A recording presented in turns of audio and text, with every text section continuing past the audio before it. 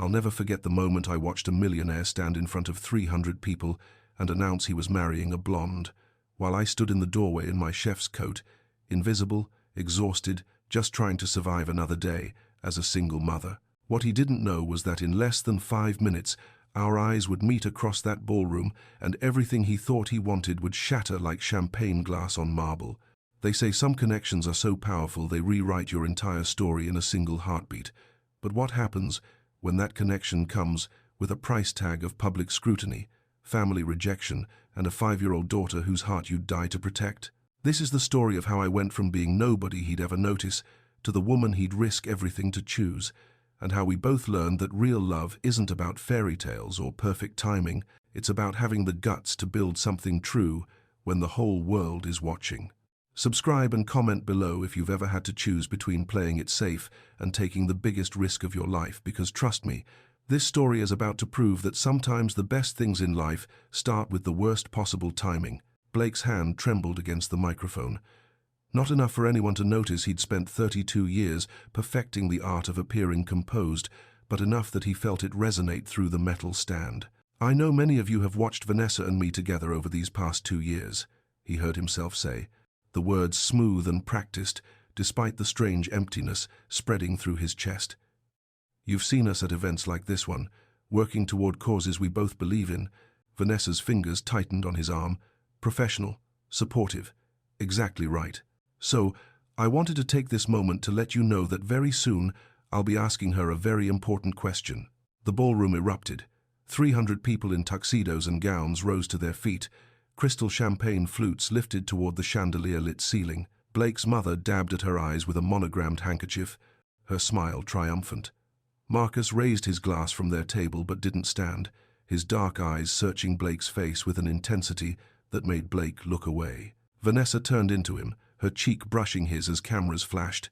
"Perfect," she whispered against his ear. "Your mother will be thrilled." "Not I'm thrilled.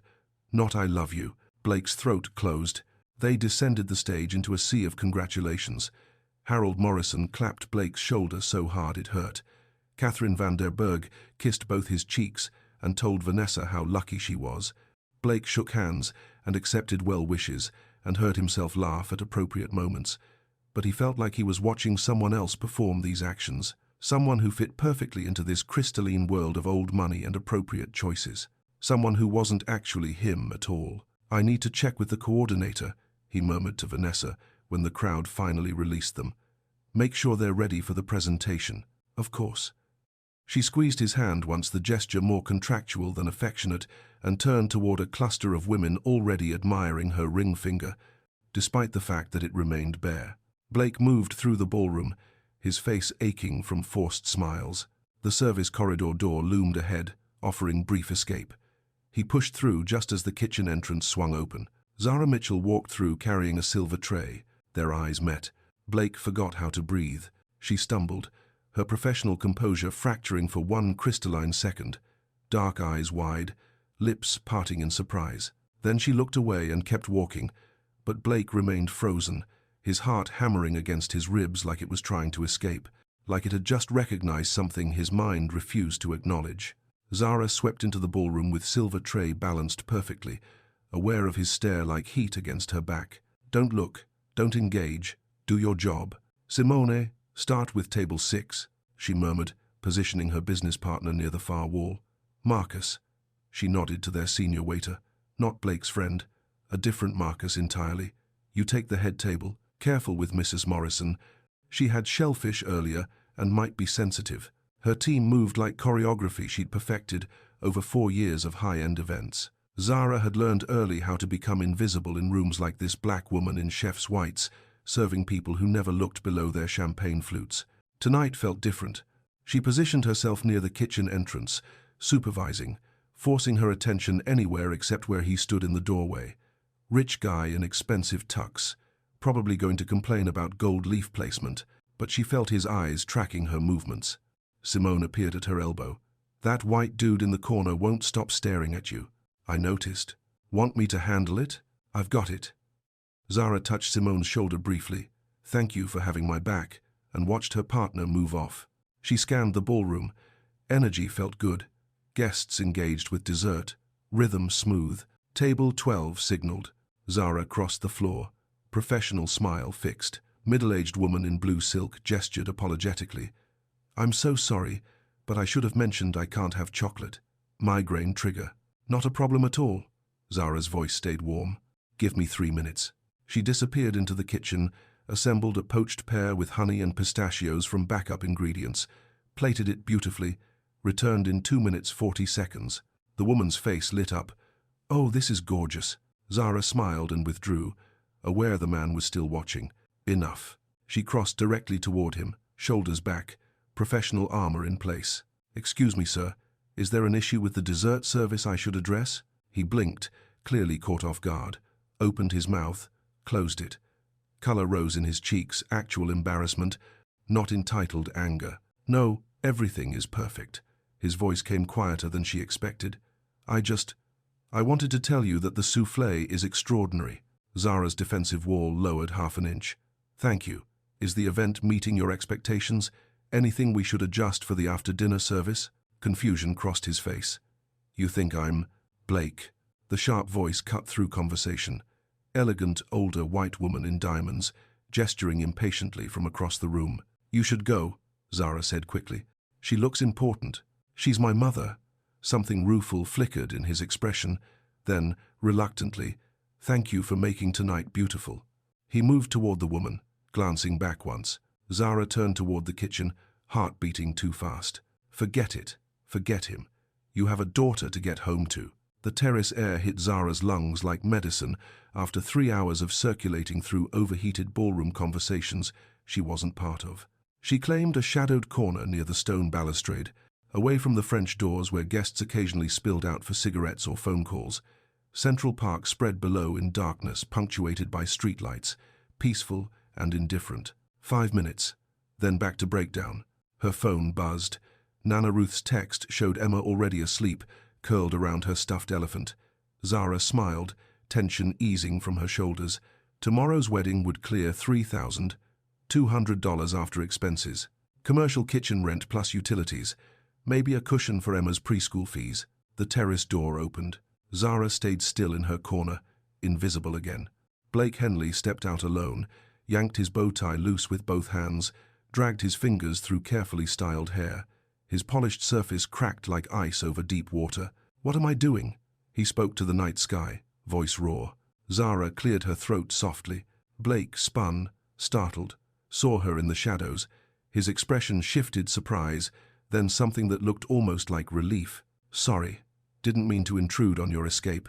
He started to retreat. "Terrace is big enough for 2 people running away." Blake's mouth quirked. He crossed to the balustrade, leaving respectful distance between them. "Your business, how long have you been running it?" 4 years. Started in my grandmother's kitchen with borrowed equipment and 1 client. "That's impressive. Building something from nothing." He sounded genuine, not patronizing. "What made you start?" Zara studied him. Rich men didn't usually ask real questions. Needed work that fit around single motherhood. Needed something that was mine. Blake nodded slowly. "I built my company from a dorm room. Everyone thought I was crazy, dropping out junior year." He paused. "Sometimes I think they were right. Success feels like I built a cage and walked into it voluntarily. Big difference between your cage and mine." "Is there?" Blake turned to face her. "You created something you're proud of. I can see it in how you work. Tonight's menu was extraordinary, not just technically perfect, but soulful. That pear dish you improvised for the allergy, you noticed that." "I noticed everything." The words hung between them. Blake continued quickly. "I mean your team's professionalism, the way you touch people's shoulders when you pass, how you read the room's energy." Zara felt warmth spread through her chest, dangerous and unwelcome. "What do you do?" she asked. "Besides, make speeches at charity galas." "Software development, business operations systems, mostly. It's useful. It's lucrative." He shrugged. "I'm not sure it's mine anymore." They talked. 20 minutes dissolved into comfortable rhythm, her stories about difficult clients and kitchen disasters, his admission that board meetings felt like performance art. Zara heard herself laughing, watched him smile without the careful polish he'd worn inside. The terrace door opened. The blonde woman in champagne silk appeared, backlit and elegant. Her gaze swept the scene. Blake animated and open, Zara listening with genuine interest. Something flickered across her perfect features. "There you are." Her voice stayed light. "Your mother is looking for you, apparently. The Vanderbilts want to discuss something about the foundation." Blake's face closed like shutters slamming down. "Vanessa, this is Zara Mitchell. She owns the catering company. Zara, this is Vanessa Cole, my girlfriend." Girlfriend. The word landed like a stone. Zara's professional mask snapped into place. "Nice to meet you. I should check on my team final breakdown." She walked away without looking back, spine straight, hands steady. Behind her, silence stretched. "I've never heard you sound like that with me." Vanessa's words carried across the terrace.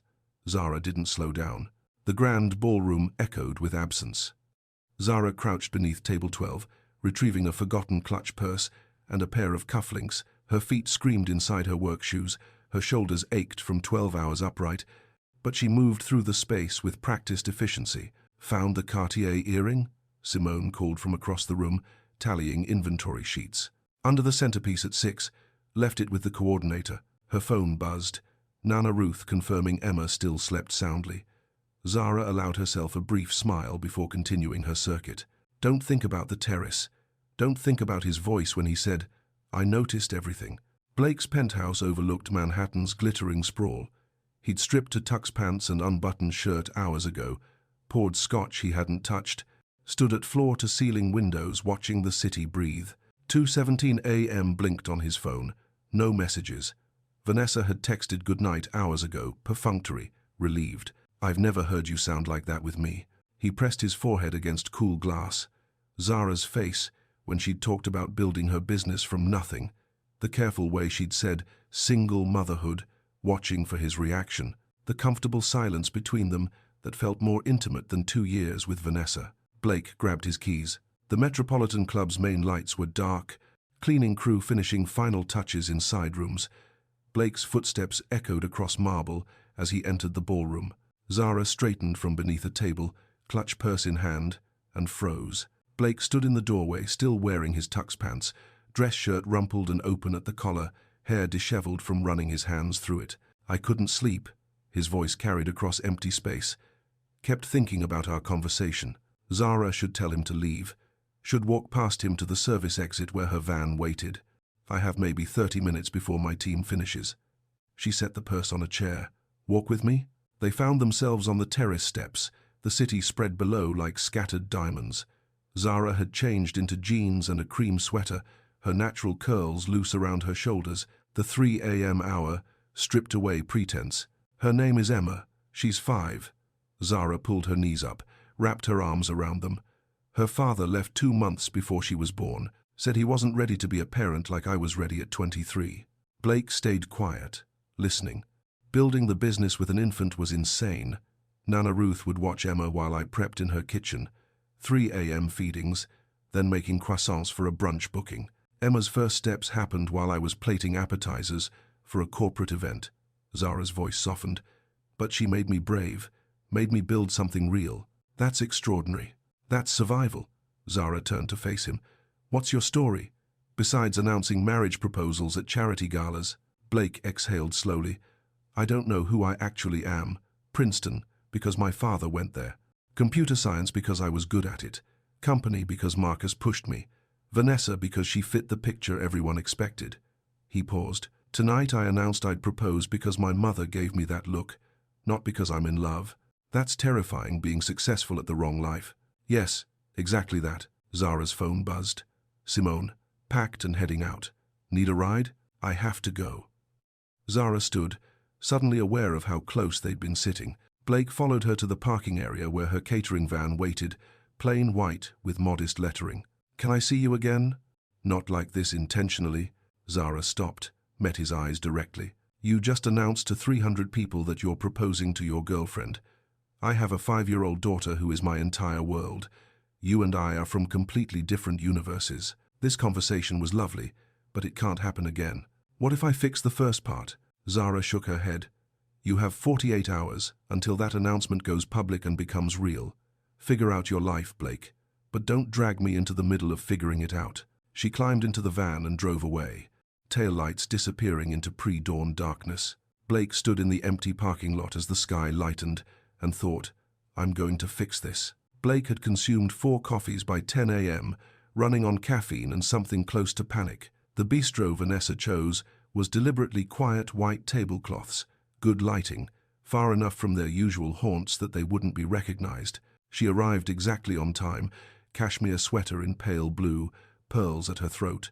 Shadows beneath her eyes suggested her night had been as sleepless as his. They ordered coffee, pastries neither would eat. The waiter retreated. Last night on the terrace, you were different with her. Vanessa's voice held no accusation. More alive. I've never seen you like that. Blake met her gaze. Does that bother you? It should. She traced the rim of her coffee cup. But mostly I felt relieved. The admission hung between them. We've been comfortable, Vanessa continued. Appropriate. Your mother loves me. My father respects you. We host beautiful parties and look perfect in photographs. But we're not in love. No, she smiled sadly. I kept thinking it would grow. That partnership and compatibility were enough foundation. That I'd wake up one morning and feel more. Blake reached across the table, stopped short of touching her hand. I proposed because it was time, because you checked every box, not because I couldn't imagine my life without you. God, we're terrible at this. Vanessa laughed, the sound brittle. 2 years of performing for an audience that doesn't even care. You deserve someone who looks at you the way I looked at her, and you deserve someone who makes you forget to be appropriate. Vanessa finally met his eyes fully. We've been building the wrong life. Blake. Both of us. Relief washed through him, followed by guilt for feeling relieved. We tell family today, Vanessa decided. Close friends. Monday we release a statement decided mutually to remain friends, respect each other deeply. No drama. Vanessa. Go find her. She did touch his hand now, briefly. Don't waste time. Life's too short to live the wrong one. 11:30. They left separately. Vanessa heading north, Blake standing on the sidewalk texting Marcus. Can you meet me? I need to talk. In her car 3 blocks away, Vanessa finally let herself cry. Not for Blake, but for the years spent being who she thought she should be, instead of discovering who she actually was. The tears felt like freedom. Marcus was already waiting when Blake reached the penthouse, sprawled on the leather couch like he owned it. Blake had given him a key years ago. Talk, Marcus said. Blake paced. Living room to kitchen to windows overlooking Central Park and back. Words tumbled out the ballroom, eyes meeting across impossible distance, terrace conversations that felt like oxygen, the 2 a.m. confession in an empty venue. Vanessa's relief, the ending that wasn't heartbreak, but release. And this woman Zara, she has a daughter? 5 years old. Emma. Blake stopped pacing. Her ex disappeared before the baby was born. Marcus whistled low. So she's got real reasons to be careful. I know. And you ended things with Vanessa this morning. Yes. So what are you waiting for? Marcus stood. Go find her. Blake's hands fell to his sides. I don't have her number. No business card. The venue handled the contract. Marcus grinned. You built a tech company from a dorm room. You're telling me you can't find one catering business? 20 minutes later, Blake held the event paperwork. Mitchell and Green Catering. Brooklyn address printed neatly at the bottom. So, go to Brooklyn, Marcus said. What if? Stop. You can handle talking to one woman. Marcus pushed him toward the door. Go. 1:45 p.m. The GPS led him to an industrial building in Sunset Park. Shared kitchen facility, the sign read. 3 other food businesses listed. Blake parked, gripped the steering wheel, made himself breathe. Through the glass door, he could see movement. Stainless steel surfaces gleaming. Someone in white chef's coat moving with practiced efficiency. 5 minutes, he sat there, gathering pieces of courage. Inside, Zara was elbow-deep in pastry dough, flour coating her forearms like snow, hair escaping its messy bun. Completely in her element, rolling and folding, muscle memory guiding her hands. Simone glanced up from her station. What? Isn't that the guy from last night? Zara looked, saw Blake through the glass, nervous and determined, hands in his pockets like a teenager. Her heart performed gymnastics. She wiped her hands, left flour handprints on her apron, met him outside before he could come in and disrupt her workspace. Before you say anything, Blake started. Zara crossed her arms, professional mask sliding into place. I ended things with Vanessa this morning. The words came fast. It was the right thing regardless of you, but I'd be lying if I said meeting you didn't show me what was missing. Her mask cracked. You said 48 hours to figure out my life. I'm figuring it out. He took half a step closer. I don't have elegant words or a plan. I just know our conversation was the first time in years I felt like myself. I'm not asking you to date me or trust me or risk anything. Just one day. After your wedding event tomorrow, let me take you somewhere. See if what we felt was real. Every protective instinct screamed refusal. I can't tomorrow. Working until 11. Zara heard her own voice from distance. But Monday night, after Emma's asleep, we could meet. Blake's face transformed. Relief and joy and something close to wonder. One conversation, Zara added firmly. In public. I'm not promising anything beyond that. Yes, anything. Thank you. They exchanged numbers, fingers nearly touching as Blake entered digits into her phone. He left. She watched his car disappear around the corner. Simone materialized at her shoulder. Girl, do you know what you're doing? No. Zara's heart still raced. Not even a little bit. Sunday, 7 a.m. The Westchester estate sprawled across manicured lawns, all old money and white columns. Zara directed the rental company crew through reception setup, clipboard in hand, 3 hours of sleep making her movements sharp. Table arrangements matched the diagram exactly, she told the nervous kid unloading chairs. Bride specific about sightlines. Her phone sat heavy in her pocket, silent since yesterday. Blake, respecting boundaries she'd drawn. Good, except some treacherous part of her kept waiting for the buzz of a text. Simone emerged from the estate kitchen, hauling sheet pans. You gonna tell me why you checked your phone 6 times in the last hour? Focused on work. Simone slid the pans onto the prep table. Never seen you distracted by a man before. It's kind of fascinating. Not distracted. Sure, Z. Sunday, 2:30 p.m. Blake stared at quarterly reports without seeing numbers. Marcus sat across the dining table, laptop open, doing the actual work, while Blake's mind spun elsewhere. You're terrified, Marcus said. I'm terrified. Also more alive than I've seen you in years. Marcus closed his laptop. It's allowed to be both. Blake set down his pen. I don't know how to do this. My whole life has been predictable, expected. This is real? Terrifying, Blake admitted. Marcus leaned back. Stop trying to map the whole path. Just show up honestly tomorrow. That's all you can do. Sunday, 4:15 p.m. Blake's thumb hovered over Zara's contact. He typed carefully, Good luck with your event today. I hope it's everything your clients dreamed. Sent before he could second guess. Zara saw it during a water break, sweat dampening her chef's coat, hair escaping her bun. Smiled, despite every protective instinct. Thank you. See you tomorrow. Blake read those 3 words, see you tomorrow, and felt warmth spread through his chest like sunrise. Sunday, 11 p.m. The bride's parents gushed about the meal. Perfect execution, they said. Exquisite presentation. Zara accepted praise mechanically, exhausted, already thinking about tomorrow. She drove home through empty Brooklyn streets, Park Slope quiet under streetlights.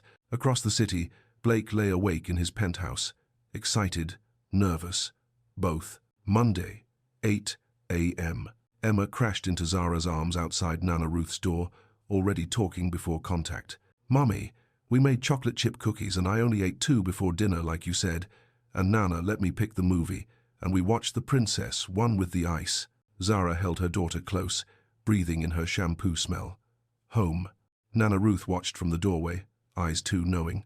You look different. Just tired from the wedding. Nana Ruth's expression said she knew better. Well, whatever it is, you be careful with that heart of yours. Monday, 7:45 p.m. Emma slept peacefully in her room. Nana Ruth sat in the living room with her knitting, pointed questions tactfully unasked. Zara had changed 3 times. Settled finally on jeans, blue sweater. Not trying too hard. Trying enough. I'll be back by 10, she told Nana Ruth. Take your time, baby. The cafe sat 2 blocks from Prospect Park. Through the window, Blake already waited at a corner table, hands wrapped around a coffee cup. Zara stopped on the sidewalk, breathed, walked inside. Monday, 8 p.m. Blake stood the moment Zara pushed through the cafe door. They hovered in awkward space hug, handshake, before settling on nervous smiles. Hi. Hi. The barista saved them. Zara ordered chamomile tea. Blake got black coffee he didn't need.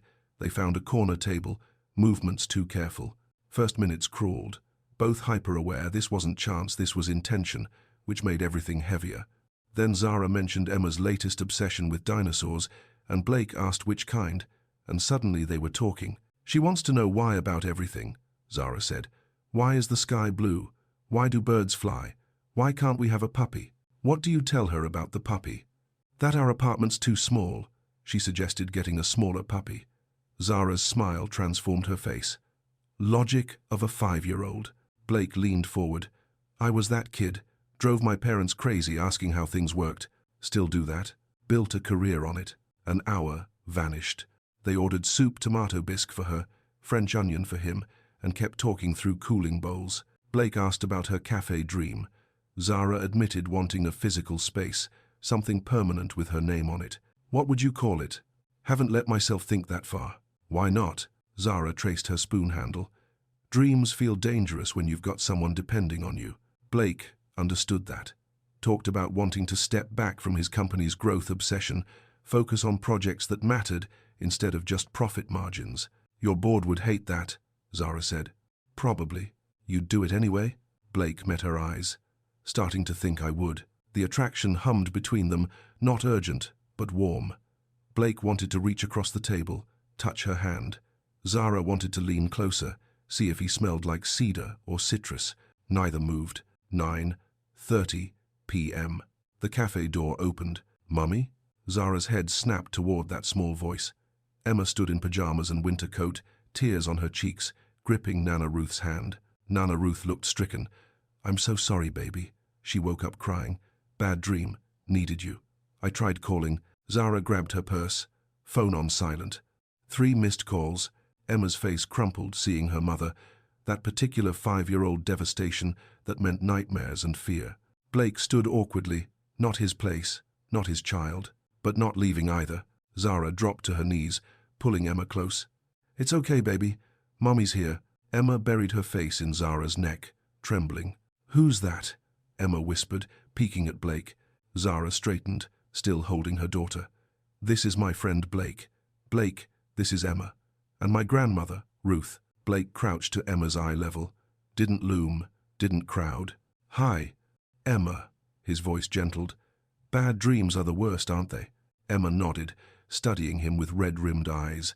Want to hear my secret? Blake asked. I imagine all the scary things getting tiny so small they fit in my pocket. Then they're not scary anymore. Emma considered this. Does that work? Sometimes. When it doesn't, having people who love you nearby helps more. Emma leaned into her mother's shoulder. Zara mouthed thank you over Emma's head. Grateful. Embarrassed. Nana Ruth watched everything with shrewd assessment. You should get her home, Blake said. We can talk later. Zara gathered Emma against her hip. The moment fractured date ending, mother mode beginning. Is Blake gonna be Mummy's friend more? Emma asked, words slurred with exhaustion. The question suspended in cafe air. Zara met Blake's eyes. Maybe, baby. We'll see. Blake watched them leave Zara carrying Emma, Nana Ruth following with one backward glance, and something in his chest tightened. Seeing Zara as mother, fierce and tender, made him want to know her more. He sat back down alone, touched the table where her hand had rested. Across Brooklyn, Zara buckled Emma into her car seat and wondered if she'd just scared him away, or if his gentleness was real. Tuesday, 7 a.m. Zara woke to an elbow in her ribs. Emma sprawled across 3/4 of the mattress, limbs flung wide like a starfish claiming territory. The restless night clung to Zara's bones. She slipped out of bed and padded to the kitchen. Scrambled eggs, toast, coffee for her, milk for Emma. Mommy, is the nice man your friend? Zara cracked eggs into a bowl. Which nice man, baby? The one from last night, with the pocket dreams. Blake. Of course. He's someone Mommy's getting to know. Emma climbed onto her kitchen chair, serious. Is he your boyfriend? No, honey. Will I see him again? Zara's whisk stilled. I don't know yet. Her phone buzzed on the counter. Blake's name lit the screen. Is Emma okay? No pressure to respond. Just hoping she's all right. Sent at 11 p.m. He'd waited, worried. Something in Zara's chest loosened. She's fine. I'm so sorry about last night. Three dots appeared immediately. Don't be. She's amazing. You're an incredible mum. Zara stared at the words. Most men ran when kids entered the picture. Blake texted about Emma first. Thank you for being so sweet with her. She was scared. That's real. How's she doing this morning? They texted while Zara braided Emma's hair, while Emma ate breakfast, while Zara packed her daughter's lunch. Easy conversation. Nothing forced. Blake asked if they could try again. Maybe Thursday afternoon when Emma was in preschool. Zara's thumb hovered. Brooklyn Botanic Garden, 2 p.m. Perfect. I'll be there. Emma hugged Zara extra tight at preschool drop-off. Nana Ruth arrived to walk Emma home later, eyeing Zara knowingly. That man looked at you like you hung the moon. Nana. And he was sweet with Emma. Ruth's voice gentled. Don't run just because you're scared, baby. Zara didn't answer. Tuesday bled into Wednesday. Work filled the hours menu. Planning, invoicing, prep for a corporate lunch. Blake texted sporadically. Nothing heavy, just life. A photo appeared Wednesday morning. Catastrophically bad latte art, foam bleeding into shapeless blob. Thinking of starting a cafe to compete with yours. Thoughts? Zara laughed out loud in her kitchen. She sent back her perfectly piped choux pastry. Stick to your day job. Harsh, but fair. The texting felt natural, easy, like they'd known each other longer than 5 days. Thursday, 2 p.m. Late September painted the Brooklyn Botanic Garden in transition greens, fading toward gold. Early leaves scattered on paths. Blake waited at the entrance. Jeans. Henley. No suit, no tux. He looked younger, approachable, real. How was Emma after Monday? First words. Not hello or thanks for coming. Emma. She slept in my bed. Asked about you at breakfast. Blake's expression softened. What you tell her? That you're someone I'm getting to know? They bought admission, entered the gardens, fell into step on tree-lined paths. Did that scare you? Blake asked. Her asking? Terrified me. But you're here. Zara glanced at him. I'm here. Conversation resumed like Monday's interruption never happened. They wandered past the Japanese garden, through the rose collections losing their blooms. The pull between them, that invisible thread wound tighter with each step. Thursday, 2:15 p.m. The Japanese garden stretched before them, maples bleeding crimson against a cloudless sky. Koi circled beneath arched bridges, scales flashing gold. Blake walked close enough, their shoulders nearly touched. My mother never recovered. Zara's voice stayed steady. The addiction took everything. Nana Ruth stepped in when I was 7, became my mom in all the ways that mattered. Blake listened without interrupting. No platitudes, no fixing. She worked cafeteria lunch shifts, came home smelling like industrial soap and mashed potatoes, but she showed up every single day. They found a bench overlooking the pond. Saturday. My father wanted me in law, Blake said. Corporate litigation, partnership track. When I chose computer science, he called it a phase. He picked at a thread on his jeans, built the company to prove something, then kept building, because stopping meant admitting I didn't know what else I wanted. 3 hours disappeared. They walked gravel paths, shared silences that breathed easy. Blake finally asked about Emma's father. Zara's jaw tightened. Marcus. Different from your friend, wish I'd known a Marcus like yours instead. She watched Koi dart beneath lily pads. Charming. Attentive at first. Made me feel seen. Her laugh came bitter. When I told him about the pregnancy, he smiled, said we'd figure it out together. Blake's hand found hers on the bench between them. He stayed through the second trimester, grew distant, resentful. I'd wake up and he'd be staring at me like I'd trapped him. She swallowed. One morning, 28 weeks pregnant, I woke up to a note on the kitchen counter. I'm not ready to be a father. I'm sorry. That was it. He just vanished. Jesus, Zara. I had no choice except forward. Nana Ruth. Work. Emma. Built everything from nothing because there was no other option. She turned to Blake. So, yes, trusting my instincts again terrifies me. Blake's thumb traced circles on her palm. I'm terrified I've performed so long I don't know how to be real, that I'll try and fail because I've forgotten how. You're real right now. With you, I am. 5:30 p.m. The gardens closed. They walked to the exit like prisoners leaving sanctuary. Can I see you again? Blake asked. Soon? Yes. The word escaped before thought could catch it. 5:45 p.m. Beside Zara's van, Blake stopped. I know this is complicated. Different worlds.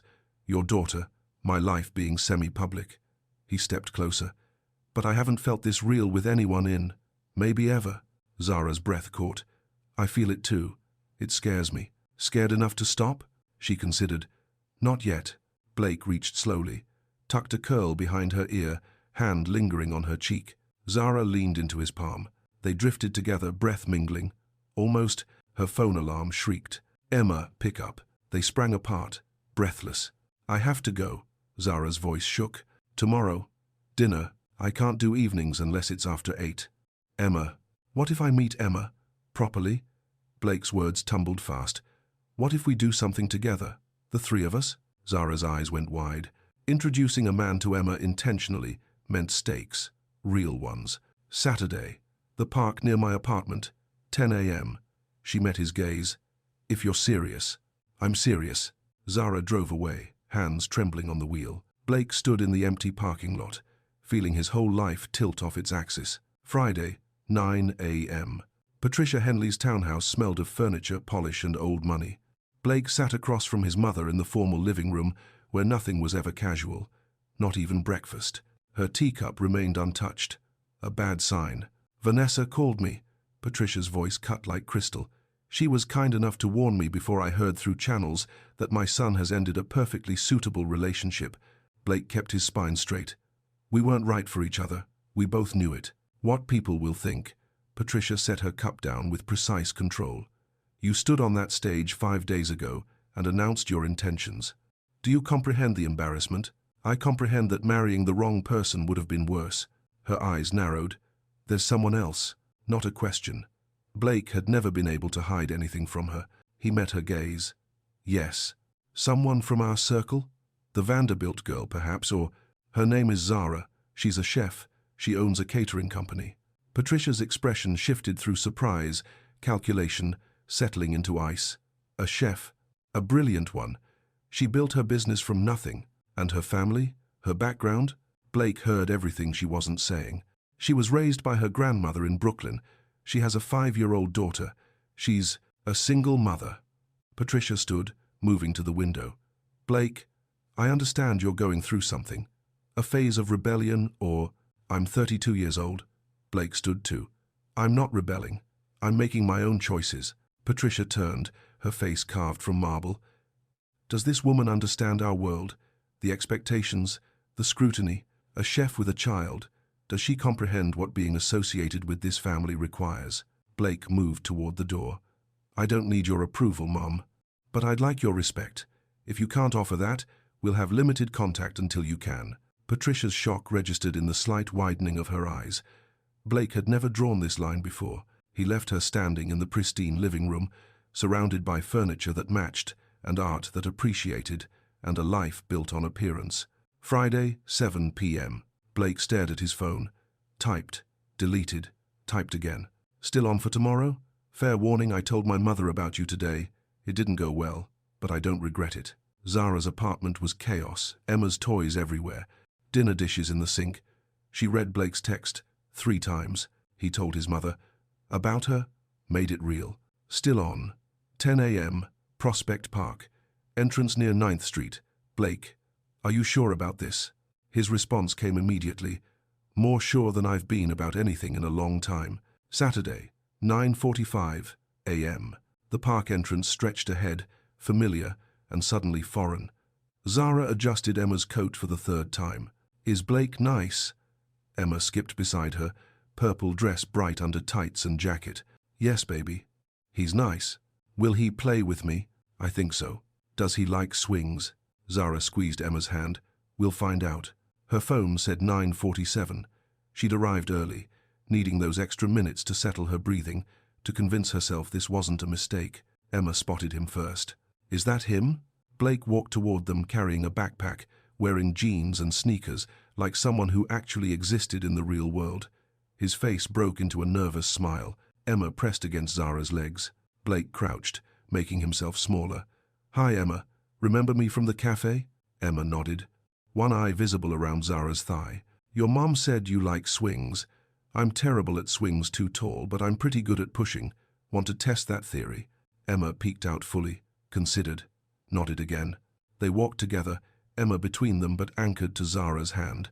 The playground appeared through the trees, slides and swings and climbing structures, already busy with Saturday morning chaos. That one. Emma pointed at an empty swing. Blake held the chain steady while Emma climbed on. He pushed gently at first, testing. Emma kicked her legs. Higher. Blake pushed higher. Emma's laugh cut through autumn air. Zara sat on a bench, watching Blake's hands on the swing chains, careful and sure. Watching him laugh when Emma shrieked, "Higher!" Watching him slow without being asked when Emma seemed nervous about the height. 20 minutes passed. The monkey bars next, Blake walking beneath Emma's careful hand-over-hand progress, ready to catch but not hovering. Then rock hunting. Blake sitting cross-legged in grass, while Emma presented him with pebbles and declared their worthiness. "This one's special because it's smooth." "Very special," Blake agreed seriously. Zara's throat felt tight. Blake glanced up, caught her staring. Something passed between them, recognition, permission, possibility. Zara looked away first, overwhelmed. 11:30 a.m. "I'm hungry." Emma flopped dramatically onto the grass. Blake reached for his backpack. Lucky coincidence. He pulled out juice boxes, apple slices, crackers, a small pack of chocolate chip cookies. Emma gasped. "Those are my favorite." Blake spread a blanket. He'd brought a blanket and they sat together. Emma claimed the space between them, demolished her snacks, narrated her entire week at preschool without pause. "And then Tyler said his dad could lift a car, but I said that's impossible, and Miss Rosa said..." Blake listened, like Emma's rambling mattered, asked follow-up questions, remembered names when Emma referenced them again later. Zara ate an apple slice and felt herself surrendering. 12:30 p.m. Emma's chatter slowed, punctuated by yawns. She rubbed her eyes with the back of one hand. "We should go, baby. Lunch and nap time."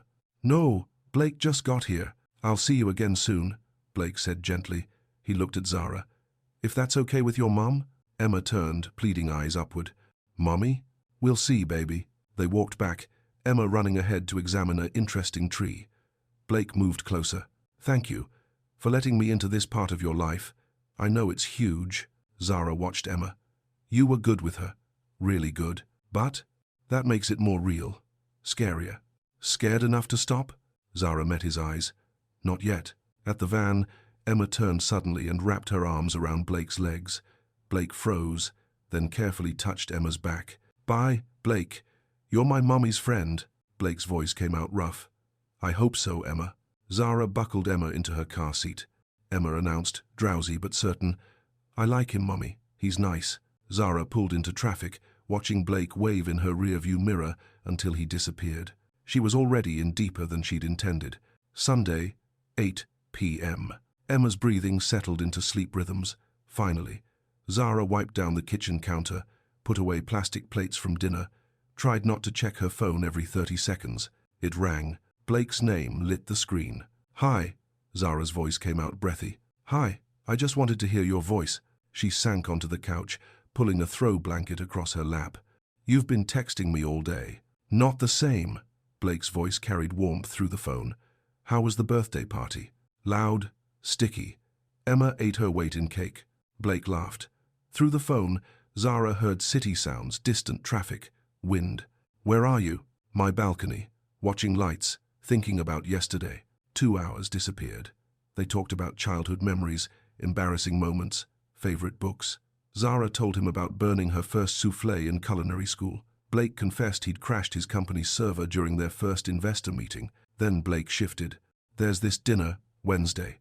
Industry thing. Marcus is getting an innovation award. Boring speeches, mediocre food." He paused. "Would you come with me?" Zara's stomach dropped. "I can't. No babysitter. Nothing to wear. I'd be out of place." Blake finished quietly. "You wouldn't be. You'd be with me." After they hung up, Zara stared at her ceiling until 2 a.m. Monday, 9 a.m. "This is moving fast." Simone chopped vegetables with aggressive precision. "Real fast. You sure about this?" Zara measured flour. "I'm not sure about anything except that he makes me happy." "Happy's good. But his world?" "That's different rules, Zara. Different pressures. And you've got Emma to think about." Nana Ruth's voice countered later, over the phone. Honey, you've been safe for 5 years. Safe is good, but safe isn't living. Tuesday, 3 p.m. Blake appeared in the kitchen doorway holding coffee cups. Zara looked up from her pastry dough, flour streaking her cheek. You texted you were in the neighborhood. I drove from Manhattan. That's not the neighborhood. Blake set down the coffee. Wednesday. Come with me. Zara's hands stilled. The words came raw. I don't know how to exist in your world, Blake. I'm a single black mother who works with her hands. Your mother already hates me without meeting me. What happens when there are photos? When people judge? When Emma sees? Blake moved closer, but didn't touch. I can't promise it'll be easy, but I can promise I'll be beside you through all of it. And if anyone disrespects you, we leave together. He waited, then added, I'm not asking you to fit into my world. I'm asking if we can build something that's ours where neither of us has to shrink or perform. Zara searched his face for cracks in conviction. Found none. Okay, Wednesday. But I'm driving myself there. I need an escape route. Fair. Blake kissed her forehead, gentle and deliberate. Their first real touch beyond accidental grazes. After he left, Simone appeared beside Zara. Lord help us, you're falling in love with him. Zara kneaded her dough and didn't deny it. Wednesday, 6 p.m. Zara tugged the black sheath dress down, checked the mirror again, and hated everything. You look beautiful, Mummy. Emma bounced on the bed. Nana Ruth stepped behind her, hands steady on Zara's shoulders. She lifted the delicate gold chain Grandpa's gift from 50 years back and clasped it around Zara's neck. Hold your head high, baby. You belong anywhere you choose to be. Zara met her grandmother's eyes in the mirror and nodded, not trusting her voice. 7:15 p.m. The hotel ballroom gleamed with expensive lighting and expensive people. Zara stood near the entrance, fingers clenched around her clutch, scanning faces. White, wealthy, paired off in couples who belonged. She texted, I'm here. Blake appeared through the crowd within 90 seconds, his face transforming when he spotted her. You're stunning. He took her hand like it was the most natural thing in the world. Come on. He kept her close, never releasing her hand. This is Zara Mitchell. She owns one of Brooklyn's best catering companies. Pride colored his voice each time, proprietary in the way that made her chest warm. Marcus found them, recognition immediate in his grin. His girlfriend Keisha pulled Zara aside within minutes. Thank God. Another non-tech person. Keisha's whisper carried relief. I was drowning in cryptocurrency talk. Zara laughed, tension easing. 8:30 p.m. Blake's hand settled on her knee beneath the white tablecloth, during dinner warm, grounding, claiming. Across the table, an older CEO with silver hair leaned forward. So, your little catering business, that must keep you busy. The condescension dripped obvious. Blake's jaw locked, but Zara beat him to response. We're small but growing. Last year we did 300 events with a 98% client satisfaction rate. We're hoping to expand to a physical cafe location within 2 years. The CEO blinked. Impressive. Blake squeezed her knee. 10 p.m. Outside, the autumn air cut cool against Zara's heated skin. I wanted to punch him. Blake's voice carried restrained violence. Zara laughed. I handled it. You did. You were amazing. Blake's phone buzzed. He glanced down, then showed her the screen Marcus had forwarded, a photo already circulating tech industry group chats. Blake and Zara together, his hand at her waist, both smiling. The caption speculated, Blake Henley's new mystery woman? Zara's breath caught. It's starting. Are you okay? She took a breath, steadied herself. As long as you meant what you said about building something that's ours. Blake pulled her close, his hands framing her face. I meant every word. He kissed her, soft at first, tentative, questioning. Then Zara's hands found his neck, and Blake's arms wrapped her waist, and the kiss deepened into something that erased the city around them. When they broke apart, both breathless, Blake whispered, I'm falling for you, Zara. I'm falling too. Her voice trembled. That's what scares me. But she didn't step away. Thursday, 7 a.m. Zara's phone vibrated across the nightstand. Once, twice, 17 times. She grabbed it, squinting at the screen. Missed calls from Simone, texts from numbers she didn't recognize. Her email inbox flooded with notifications. The first headline made her stomach drop. Tech millionaire Blake Henley steps out with mystery. Woman weeks after split from socialite Vanessa Cole. The photo showed them outside the hotel, Blake's hand on her back, both smiling. She looked happy, beautiful, even. She scrolled. More sights, more photos. The kiss under the awning, captured by someone's phone in the background. Then she saw it. Emma. A photo from her Instagram, months old, before she'd locked everything down. Emma on the swings, grinning at the camera. Mystery woman identified as Brooklyn caterer and single mother Zara Mitchell. Her hands shook so hard she dropped the phone. 8 a.m. They put Emma's face in a tabloid. Zara's voice cracked on the phone. Blake, I know. I'm so sorry. I'm coming over right now. Rush hour. I don't care. She hung up and stared at her living room. Normal. Everything looked normal. Emma's toys scattered across the rug. Coffee brewing in the kitchen. Simone arrived first, letting herself in with her key. You okay? Zara shook her head. Is this what you signed up for? Simone sat beside her, arm around her shoulders. Not unkind, just real. I don't know what I signed up for. Nana Ruth came through the door next, already dressed for the day. She set her purse down and surveyed Zara with that calm that came from living through worse. Baby, the question isn't whether people will talk, they always will. She settled into the armchair. Question is whether what you have with him is strong enough to weather it. 10 a.m. Blake's knock was soft, tentative. Zara opened the door. He looked wrecked, shadows under his eyes, jaw tight. Emma's at preschool, she said. He stepped inside. Neither moved to touch. I knew there would be a tension, but not like this. Zara wrapped her arms around herself. Not Emma being dragged into it. I'll release a statement. Tell them to leave you alone. Whatever you need. And then what? They stop? You know they won't. Blake's hands clenched. Then I'll step back. Let things cool down. Is that what you want? No. His voice broke. I want to be with you, but I won't risk Emma's well-being for what I want. Zara paced to the window, stared at the street below. Normal people doing normal things. No cameras, no speculation. I need time. A few days to process this and figure out what's best for Emma. 11 a.m. Blake sat in his car outside her building, head in his hands. Everything he touched lately seemed to break. Upstairs, Zara stared at the photo on her phone, the kiss under the awning. She looked radiant, in love. Then she looked at Emma's stuffed rabbit on the couch. Her phone buzzed. Whatever you decide, I understand. But I need you to know this wasn't a whim for me. I love you. The tears came hot and fast. She wanted to say it back. God, she wanted to say it back. But love wasn't enough when your daughter's face ended up in tabloids. Friday, 9 a.m. Zara hadn't opened Blake's text since yesterday. Those 3 words sat there, unacknowledged. I love you. She'd spent 24 hours spiraling talking circles with Nana Ruth, arguing in her own kitchen with Simone at midnight, researching Blake's family until her eyes burned. Old society photos, his mother's charity galas, articles about the Henley fortune going back 3 generations. Then she'd made the mistake of reading comments. Gold digger. He's slumming. Give it 6 months. Some were supportive. Most cut. This morning, Emma had climbed into her lap during breakfast and asked, Why are you sad, Mommy? Just tired, baby. Is Blake making you sad? I thought he was nice. Zara had no answer for a 5-year-old's clarity. 9:15 a.m. Blake sat at his desk, unshaven, the same shirt he'd worn yesterday. Marcus appeared in the doorway. You look like hell. Feel worse.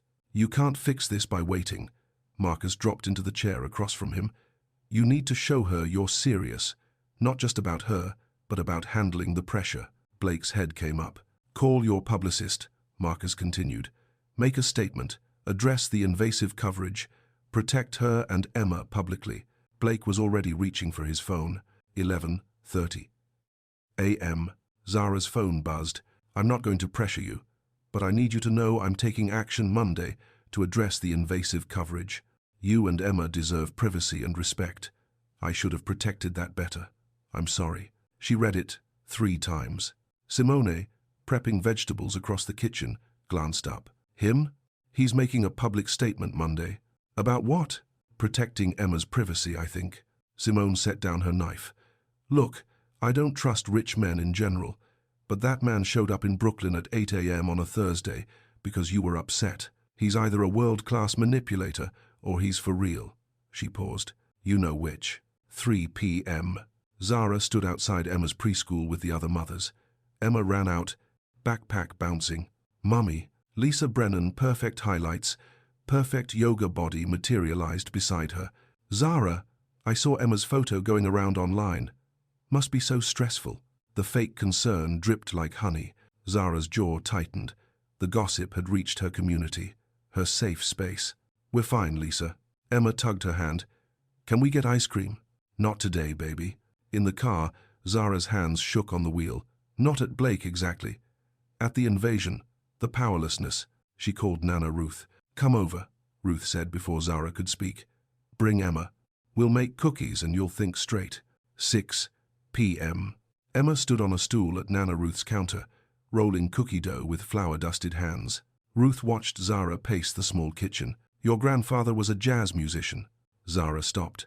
My family thought he'd never provide stability. Too uncertain, too risky. I married him anyway. Ruth's voice softened.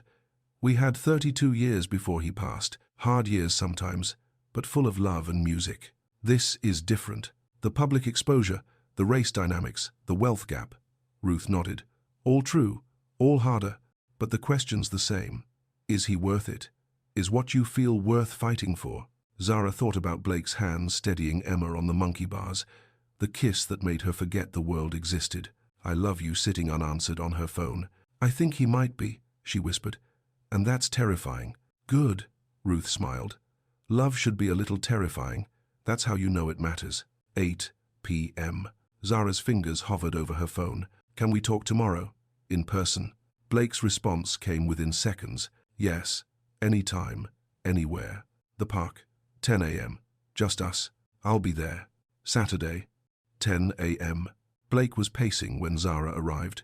She watched him from 20 feet away, the nervous energy, the way he kept checking his phone, then shoving it back in his pocket. When he spotted her, his whole body stilled. Hope and terror, in equal measure, crossed his face. They sat on the same bench where Emma had found her interesting rocks last week. Neither spoke for a long moment. I've spent the last 48 hours trying to talk myself out of this. Zara's voice was steady despite her racing heart. Finding every reason why we won't work. Blake's jaw tightened, but he stayed quiet. The public attention, Blake.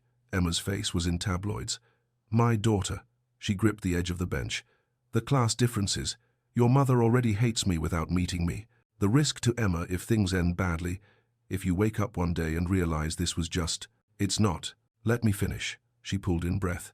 The reality of your world and its treatment of people who look like me. The comments I read. God, I shouldn't have read them, but I did, and I can handle people being cruel to me. But Emma will see this someday. She'll read what people said about her mother. Blake's hands were fists on his knees. Zara finished. So, I need you to tell me how we make this work. Not promises that everything will be fine. Real answers. Those are all real, Blake said carefully. I can't make them disappear. But here's what I can do. He turned to face her fully. Monday, I'm issuing a statement, addressing the invasive coverage, requesting privacy, being honest about us, not hiding you or our relationship, but setting hard boundaries about Emma's protection. He paused. I'm also stepping back from public-facing roles. Marcus can handle the spotlight. I'll focus on development work. Zara's eyes widened. I'm prepared to lose relationships, including with my mother, if they can't respect you. His voice roughened. And most importantly, if you need to end this for Emma's well-being, I'll accept it.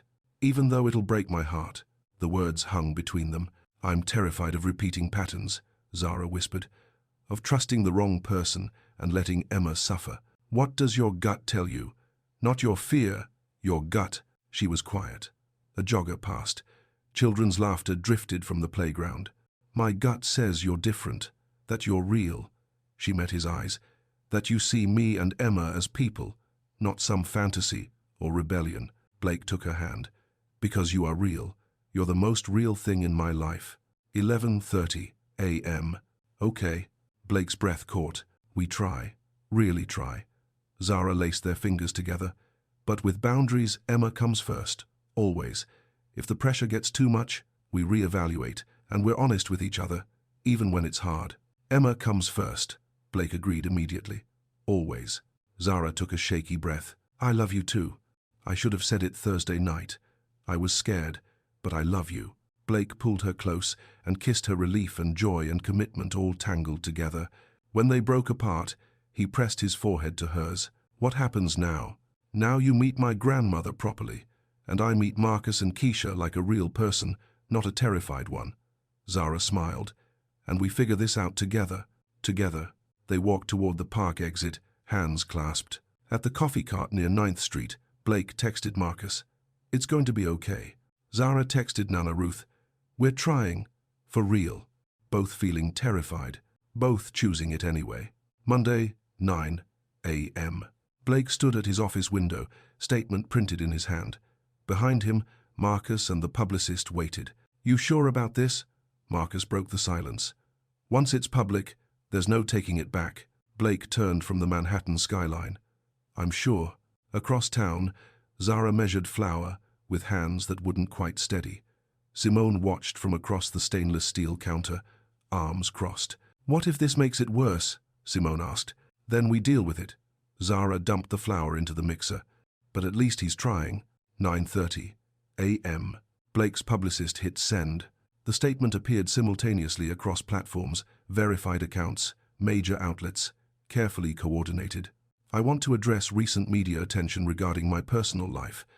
I'm in a relationship with Zara Mitchell, an incredibly talented chef and business owner, and a wonderful mother. We're navigating this relationship like any couple, but with the added pressure of public interest. I'm asking for privacy and respect, particularly regarding Miss Mitchell's young daughter, who deserves to be kept out of media speculation. To be clear, Zara is not a mystery woman or a weirbound. She's someone I deeply respect and care for, and I won't tolerate invasive or disrespectful coverage of her or her family. I'm grateful to those who've reached out with support, and I'm asking those with judgment to examine why a successful woman building her own business is somehow controversial. Blake's phone exploded with notifications. Marcus squeezed his shoulder. Done. No going back now. Good, Blake said. 10:30 a.m. It's done. Blake's voice came through Zara's phone. How are you? She stepped outside the kitchen, into the alley. Relieved. Scared. But relieved. The response is mixed, but most outlets are agreeing to boundaries about Emma. Zara closed her eyes. Thank you. I have meetings until 6. Dinner tonight? 8? After Emma's bedtime? Yes. 8 p.m. Blake found Zara already seated at the small Italian place in Brooklyn, tucked into a corner booth. She slid her phone across the table as he sat. The article headline read, Tech entrepreneur Blake Henley sets boundaries for media coverage of new relationship. He scanned it, largely positive, praising his directness. Then he saw the quote at the bottom. Vanessa Cole, Henley's previous girlfriend, reached for comment. Blake is a good man who is living a script. I'm happy he's found someone who makes him want to write his own story. I wish them both the best. Your ex-girlfriend is classy, Zara said. Blake laughed, relief flooding through him. She is, and so are you for not being threatened by that, they ordered. The conversation turned light. Emma's declaration that pink was over, and purple was the only real color. Blake's disastrous attempt at making carbonara, Nana Ruth's unsubtle hints about Sunday dinner. Over tiramisu, Zara said. This feels normal, like we might actually be able to do this. Blake caught her hand across the table. We can do this. They left the restaurant and walked Brooklyn streets hand in hand, anonymous among evening crowds. Just two people in love, figuring it out. Tuesday, 11 a.m. Zara's phone buzzed, unknown number. She nearly declined, expecting another journalist, but her thumb hit accept. Hi Zara, this is Vanessa Cole. The voice was cultured, measured. We haven't officially met, but do you have a few minutes to talk? Zara set down her whisk. Yes? I saw Blake's statement, and the media circus. Vanessa paused. I wanted to reach out woman to woman. I'm not calling to interfere or cause drama. Blake and I ended things mutually, and I'm genuinely happy for you both. Zara leaned against the counter, off balance. I saw how Blake looked at you that night, on the terrace at the gala. Vanessa's voice carried something warm, almost wistful. It was different from anything he felt with me. I knew it immediately. I don't know what to say. You don't have to say anything. I just wanted to warn you gently about the pressures, the social expectations, his mother's persistence, the subtle and not so subtle judgments. Vanessa drew a breath. But Blake is genuinely good. He's been living on autopilot for years. You woke him up. Don't let him go back to sleep because of other people's narrow-mindedness. And don't let them make you small. Zara's throat tightened. Thank you. Good luck, Zara. The line went dead. Simone appeared from the storage room. Who was that? Vanessa Cole. Blake's ex? Simone's eyes went wide. What did she want? Zara recounted the conversation. Simone listened, then shook her head slowly. Okay, that's either elaborate manipulation or the universe telling you this is right. She grabbed her apron. Given everything else, I'm going with option 2. Zara laughed, the first real laugh in days. 6 p.m. Emma climbed into the van, quieter than usual. She'd been absorbing her mother's stress all week, going still when Zara tensed. Ice cream? Zara asked. Emma's face brightened. They sat at a small shop near the apartment, Emma working through chocolate chip while Zara picked at vanilla. Are you still worried, Mommy? Zara met her daughter's eyes. A little, but I'm also happy. Because of Blake? Yeah, partly because of Blake. Emma swirled her spoon. I like when you're happy, and I like Blake. So it's okay to be worried and happy. Zara pulled Emma close, amazed. You're right, baby. You can be both. When can we see Blake again? The question landed soft but significant. Emma had bonded faster than Zara, anticipated wonderful and terrifying in equal measure. Soon, I promise. 10 p.m. Zara texted Blake about Vanessa's call. She's a better person than I probably deserved, Blake replied. I'm glad she reached out. Then, Emma asked about me? She did. Is that okay? Zara stared at the screen. Scary, but okay. Can I see you both this weekend? She typed before fear could stop her. Come to Sunday dinner. Meet Nana Ruth properly. I'd be honored. Zara set down her phone, feeling pieces fall into place. Maybe they could actually build something real. Sunday, 4 p.m. Blake stood outside Nana Ruth's apartment building, flowers in one hand and a children's book in the other. He'd asked Zara about Emma's interests, animals and space, and found a story about animals going to the moon. His palms were sweating. The door opened. Ruth looked him up and down, unhurried. So you're the one who's got my grandbaby all twisted up. Blake opened his mouth, closed it. Ruth's eyes twinkled. She accepted the flowers. Come in. Let's see if you can cook or if you're one of those rich boys who's useless in a kitchen. Ruth put him to work immediately, cutting vegetables, stirring gravy, setting the table. Emma helped by stealing carrot slices and updating Blake on every detail of her week. Her friend Madison's new shoes, the butterfly at recess, how she could almost write her whole name.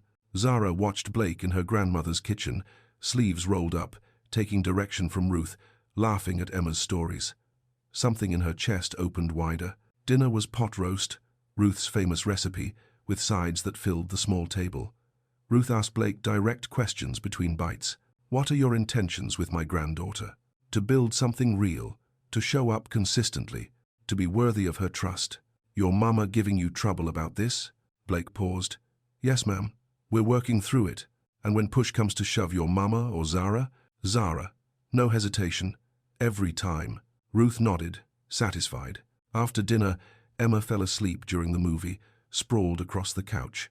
Blake carried her to Ruth's bedroom without being asked, following Zara's whispered directions. He tucked the blanket around her small shoulders, smoothing her curls. Zara watched from the doorway, throat tight. They returned to the living room. Ruth made tea and settled into her chair. My granddaughter has been alone for a long time.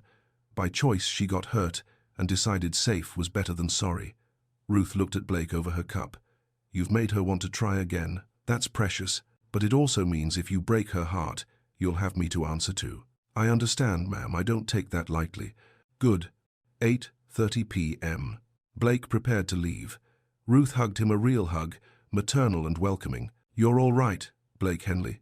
Come back next Sunday. Blake's voice caught. Thank you. Zara walked him to his car. At the curb, Blake turned. Your family is incredible. Emma is incredible. You're incredible. They like you. Emma really likes you. Blake heard the worry underneath. Is that scary? Yes. Because now, if this doesn't work out, it won't just be me who's hurt. Blake cupped her face. So we make it work. Not perfectly, we'll fight and mess up and have hard days, but we commit to figuring it out together. Zara kissed him, soft and full of promise. Okay, together. Zara returned upstairs. Ruth looked up from her tea. That's a good man, baby. Don't let fear steal him. Zara sat beside her grandmother, resting her head on Ruth's shoulder. I won't, Nana. I'm choosing brave this time. 3 weeks later, early October. Blake and Zara had found their rhythm. Dinners twice a week, park days with Emma on weekends, stolen lunch hours when schedules aligned.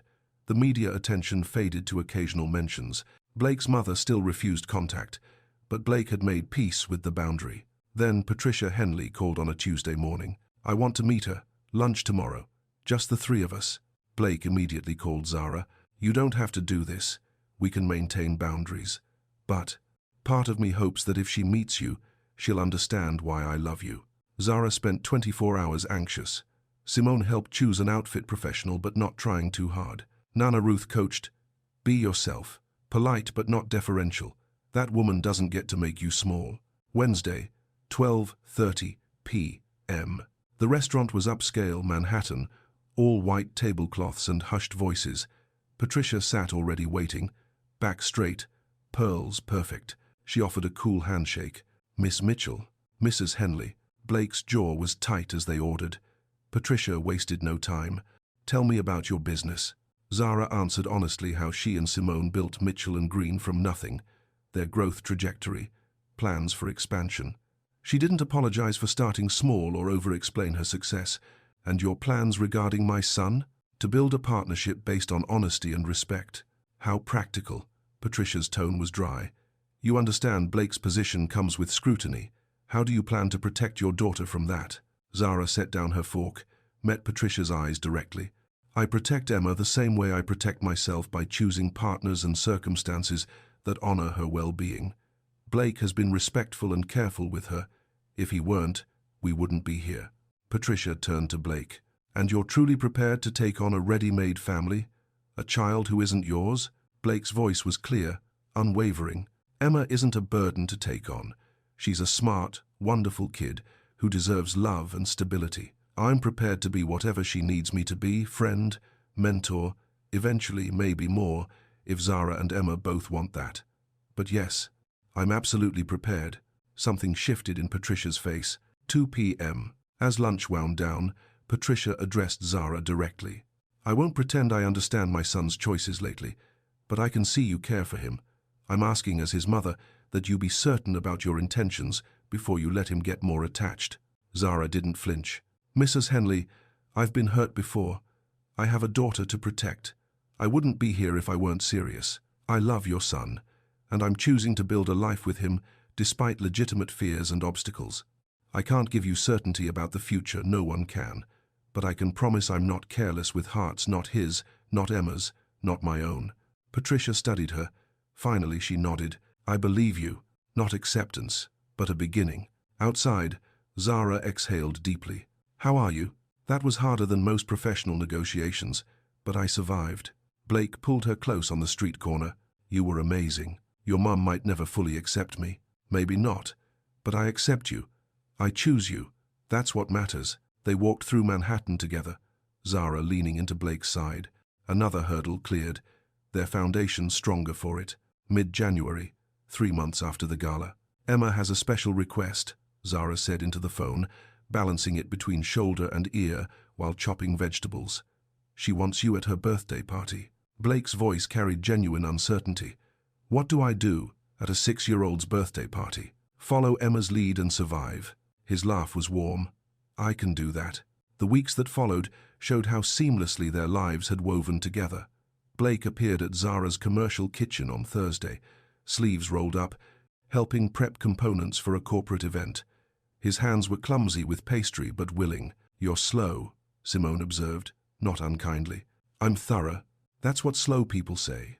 Wednesday evening found Emma sprawled across Blake's penthouse floor, coloring while Zara and Blake worked side by side on the couch, her menu planning, his quarterly projections. Emma periodically interrupted with announcements.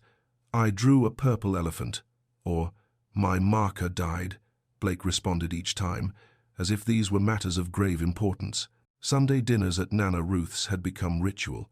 Blake arrived early now, helping cook without being asked. Ruth taught him her biscuit technique. He still couldn't get them quite right, but she appreciated his trying. Marcus and Keisha came for game night at Zara's apartment, bringing wine and competitive energy. They played charades. Blake was terrible, Emma was surprisingly good, and Zara's stomach hurt from laughing. Patricia had coffee with Blake and Zara twice more. Cordial, measured conversations where Patricia asked careful questions and Zara answered with patient honesty. Not warm, but no longer cold. Blake had restructured his company obligations, delegating more, attending fewer galas. Marcus approved. You're actually present in meetings now instead of performing presence. Zara's business grew partly from residual PR attention, mostly because she was exceptional at her craft. She'd hired 2 additional prep cooks and was seriously researching cafe locations. They functioned as partners. Blake asked Zara's opinion on a potential business expansion. Zara consulted Blake about commercial real estate contracts. They discussed Emma's preschool transition to kindergarten like co-parents, though Blake never overstepped Zara's final say. Emma called him Blake, not Dad, not even yet, but trusted him completely. Late January, Saturday afternoon. Zara's apartment exploded with balloons, shrieking children, and frosting. 12 6-year-olds had more energy than any space could contain. Blake arrived with a wrapped box, immediately swarmed. Is that for Emma? What is it? Can I open it? Emma tore into the paper, gasped. A real telescope beginner model, but functional. Her space obsession finally had equipment. Blake, can we see the moon tonight? If it's clear. Absolutely. He helped orchestrate party games, hilariously out of his element but genuinely trying. Musical chairs turned chaotic. Pin the tail on the donkey resulted in a poster torn half off the wall. Face painting devolved into Emma's friends, decorating Blake's face with markers. He sat perfectly still, letting tiny hands draw flowers and stars across his cheeks. Nana Ruth pulled Zara aside. That man loves you and that baby. You see that, right? Zara watched Blake let a child put butterfly stickers in his hair.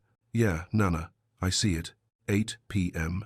After the party, after cleanup, after Emma finally crashed asleep, Blake and Zara collapsed on her couch. I have marker on my neck that won't come off. Zara laughed, exhausted. Battle scars.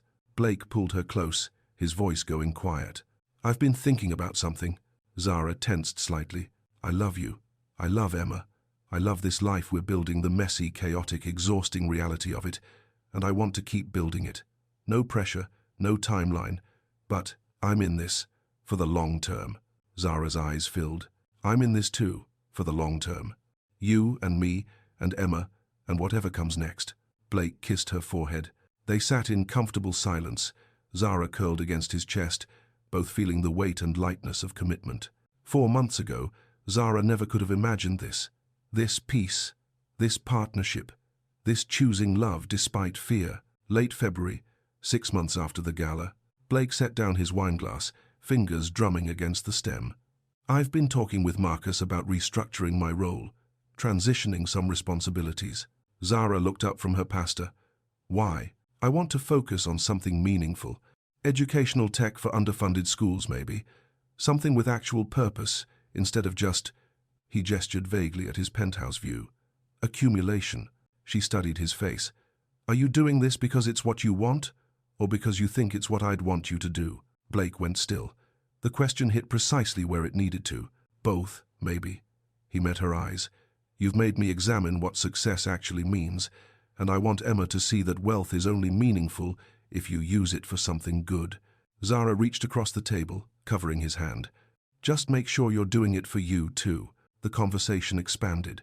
Blake mentioned, carefully, the idea of eventually finding a place together, something that belonged to both of them, not his world or hers. Emma's stability, Zara said immediately. Same school district, whatever timeline feels right. She appreciated that he always considered Emma first. Then Zara mentioned the cafe locations she'd been researching. Blake offered to invest before she'd finished the sentence. Zara's spine straightened. No. It's a business investment. I've built everything on my own. This isn't charity, Zara. I don't want to owe you. Their first real argument unfolded across Blake's dining table. Blake insisted his money could do something useful. Zara insisted her independence mattered more than capital. They raised voices, cooled down, circled back. Finally, compromise. A formal business loan with market rate terms, only if Zara actually wanted it. 2 weeks later, mid-March. The Park Slope storefront had good bones, large windows, decent square footage, workable plumbing. Zara stood in the empty space, envisioning equipment placement, customer flow, the life she'd been building toward for years. Blake watched her face transform with possibility. "This is going to be amazing," he said, voice rough. Zara turned. "I'm taking you up on that loan. Full terms, standard interest." Blake grinned. "Deal." Late March evening. Emma carefully applied glue to a styrofoam ball painted like Jupiter. Blake held the wireframe steady, while Zara stirred sauce at the stove. "Blake, are you gonna marry my mummy?" The wooden spoon clattered against the pot. Blake's hand didn't shake. "Would you be okay with that if I did?" Emma considered this with 6-year-old seriousness. "Yeah. You're nice, and you make mummy happy, and you help with homework." Blake laughed. "Important qualifications." Emma returned to her planets. Blake caught Zara's eye across the small kitchen, her expression layered with tenderness, terror, hope. He mouthed, "We'll talk later." After Emma's bedtime, they curled together on Zara's couch. "I know Emma just asked," Blake said, "but I've been thinking about it for weeks. Not proposing now." "Good, because I'd need time. But I want you to know that's the direction I'm heading. When it's right, when we're ready, when Emma is ready, I want to marry you." Zara took his hands, threading their fingers.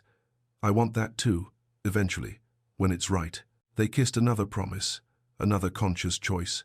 Blake left near midnight. Boundaries they'd set together meant he didn't stay over when Emma was home. Zara stood in her doorway, watching his taillights disappear, thinking about futures and forevers, and how terrifying and wonderful it was to trust someone with your heart again. 7 months after the gala, Zara stepped back from the cafe wall, roller dripping pale yellow paint. Higher on the left, Blake adjusted the trim piece. "Here? Perfect." Marcus appeared in the doorway, carrying 2 more chairs. "I'm billing you for manual labor, Henley. Put it on my tab." 3 weeks into renovation, the space was finally taking shape.